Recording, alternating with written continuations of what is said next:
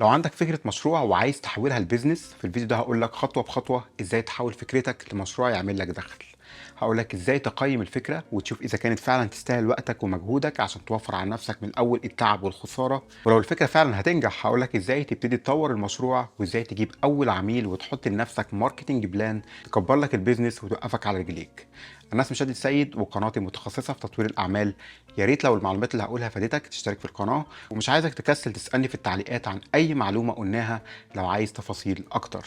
الفيديو ده أنا بعتبره مهم جدا لأن فيه خطوات مشيت عليها بنفسي وخطوات اشتغلت مع ناس بتمشي عليها، فعايزك تطبق اللي هقوله بحذافيره. أول حاجة بهنيك إن عندك فكرة، مش ناس كتير عندها أفكار ومش ناس كتير بتتعب نفسها في إنها تجيب أفكار. فأحب أقولك إنك ماشي على الطريق الصح سواء فكرتك كانت مجزية أو لأ. وأول حاجة عايزين نعملها هنا لما يكون عندنا فكرة مشروع، نعمل دراسة جدوى feasibility study عشان نفهم ايه هو حجم السوق اللي داخلين عليه، عشان نعرف اذا كان المشروع هيكبر، ونفهم المنافسة عشان نعرف ازاي نميز نفسنا، ونفهم الجمهور عشان نعرف احتياجاتهم ونقدر نلمس الوتر الحساس عندهم لما نبدأ مشروعنا.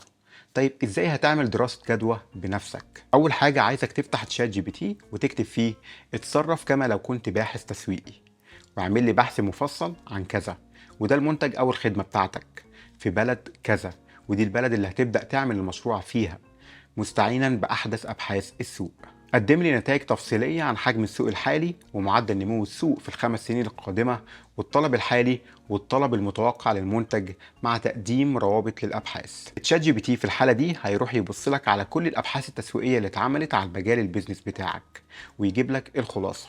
وطبعا لو معاك راس مال وعايز تعمل بحث خاص بيك او تشتري بحث تسويقي معين من موقع زي ستاتستا تقدر تعمل الكلام ده. ومهم جدا من البحث ده انك تعرف معدل النمو في حجم السوق في ال5 سنين اللي فاتت وكمان في ال5 سنين الجاية، لان ده بيديك مؤشر عن قوة الطلب، وكمان هيساعدك لما تحب تجيب مستثمرين لان عندك دليل ان السوق بيكبر. كمان هيساعدك لما تبدأ في انك تحدد النسبة اللي هتستهدفها من السوق، وده جزء مهم جدا لما تحدد هتصرف قد ايه على اعلاناتك وازاي هتحدد اهدافك التسويقية وتقيس نجاح التسويق. بمجرد ما بتلاقي الشرطين دول موجودين بندخل على بحث الجمهور نفسه عشان نعرف احتياجاتهم ايه والمشاكل اللي بيواجهوها ايه وتقديرهم المادي للمشاكل دي قد ايه. وهنا بكل بساطة بتدور على ناس من دايرة معارفك بتمثل الجمهور المستهدف بتاعك.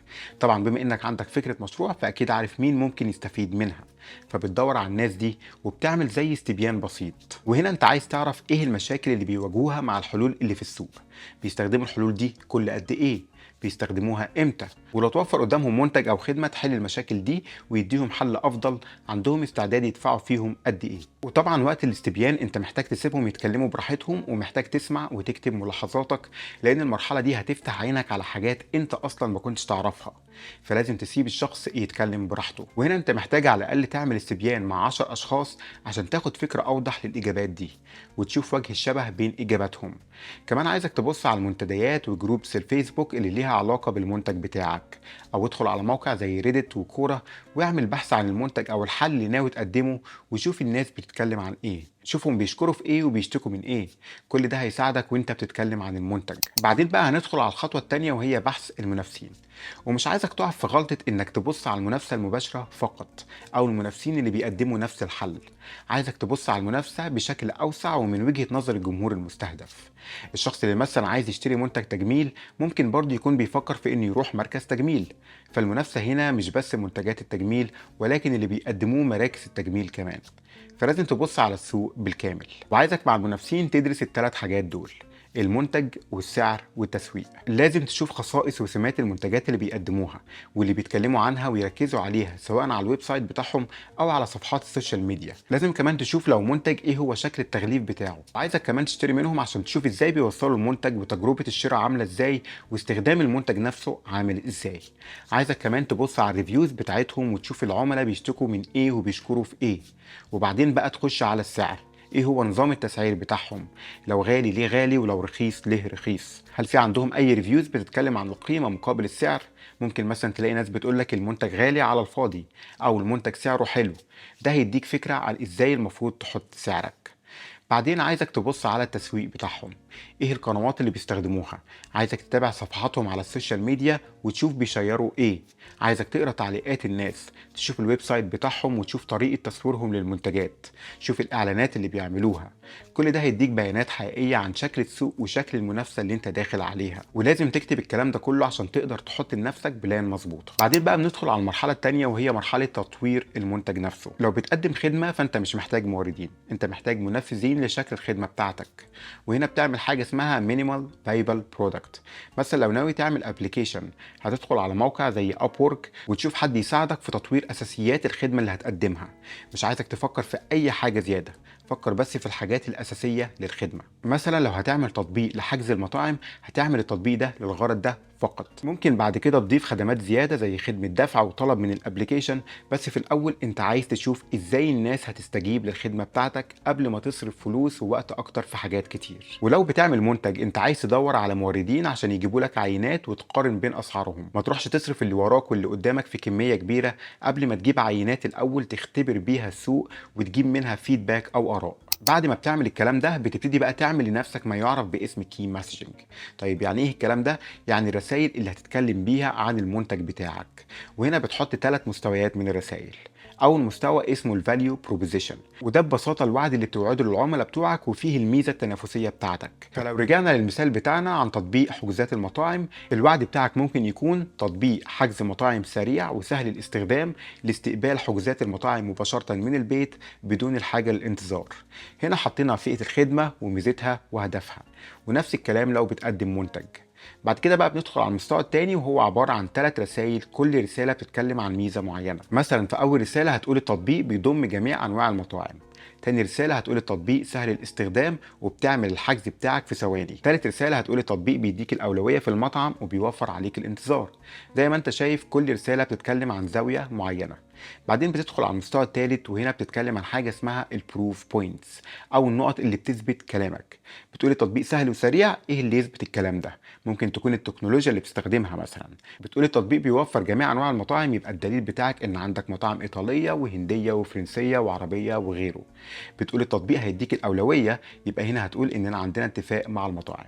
الرسائل دي مهمة جدا لأنها هتساعدك في التسويق بتاعك. هتبقى هي رسائل اللي بتستخدمها في حملاتك، هتبقى هي رسائل اللي بتركز عليها في المحتوى بتاعك، وهتبقى هي رسائل اللي بتقولها لما حد يسألك عن البيزنس. وطبعا الرسائل دي المفروض إنها تكون قوية لأنها قايمة على دراسة السوق والمنافسين اللي عملتها في الأول. طيب كده أنت بقى عندك منتج قايم على دراسة السوق وعندك رسائل. هتيجي بقى بعد كده تدي الكلام ده لشخص ديزاينر بيفهم في البراندنج وتخليه يصمم لك براندنج باكج. طيب البراندنج باكج دي بيكون فيها إيه؟ هيكون فيها اللوجو او الشعار بتاعك، هيكون فيها الالوان، هيكون فيها شكل الصور والخط اللي هتستخدمه في تصاميمك. وبعدين يعمل لك برزنتيشن كده مرتب عشان تستخدمه في عمليات البيع. وبعدين بقى تبتدي تدخل على مرحلة اكتساب العملاء. واول حاجة عايزك تبدأ بيها هي الناس اللي حواليك. لازم تعمل دوشة عن البيزنس بتاعك مع الناس اللي حواليك. اتصل باصحابك، بقرايبك، بمدرسينك، قول لكل الناس اللي تعرفها انك عملت بيزنس كذا وبيعمل كذا وبيدور على ناس كذا. يا ريت تقولي لو في حد قدامك ممكن يستفيد من الكلام ده. فلازم اول حاجة تفكر فيها هي الناس اللي تعرفها. وبعد كده بتروح ايفنتس او مؤتمرات او تجمعات فيها الجمهور بتاعك وتتكلم فيها عن اللي بتقدمه. مستحيل ما تلاقيش حد على الاقل عارف شخص ولا 2 طالبين المنتج بتاعك بعد كل البحث اللي عملته. عايزك تقدم عروض وتقدم خصومات للناس دي لانها هتساعدك في انك تبني اول بيزنس كيس او اول قصة نجاح. بعد ما بيكون عندك قصة نجاح بتاخد القصة دي وتخلي الشخص ده يقول كلمتين كويسين عن المنتج ولا الخدمة بتاعتك وتقوم عامل بيهم اعلان ممول بسيط على السوشيال ميديا. هتلاقي بعد كده كمية عملاء كبيرة جدا جاتلك. بعدين بقى هتبتدي تصنع محتوى على السوشيال ميديا تتكلم فيه عن ازاي اللي بتقدمه بيحل مشاكل الناس. هتحكي فيه عن سبب بدايتك للبيزنس، هتحكي فيه عن مبادئك وازاي بتخدم العملاء، وتشوف المحتوى اللي اشتغل واللي الناس عملت له سيف وشير، وبعدين تعمل له اعلانات ممولة عشان يجيب لك ناس اكتر. كده بقى انت بقيت جاهز انك تبتدي تستثمر في تطوير المنتج نفسه. فبتبتدي تخصص 20 ل 50% من ارباحك في تحسين جودة المنتج، وتبتدي تعين ناس تساعدك وتبتدي تتوسع. وبعدين تحط للناس اللي انت عينتها نظام ثابت يساعدك مع الوقت انك بس تدير المشروع بتاعك مش تشتغل فيه. وبكده انت بقى عندك مشروع من مجرد فكرة. يا ريت تقولي في التعليقات انت في انهي مرحلة من المراحل اللي قلناها، ولو عندك فكرة منتج اكتب لي في التعليقات فكرة وخلينا نعمل استشارة مجانية احطك فيها على الطريق المظبوط. ويا ريت تشترك في القناة عشان تساعدني اكبر، واشوفكم في فيديو جديد. والسلام عليكم.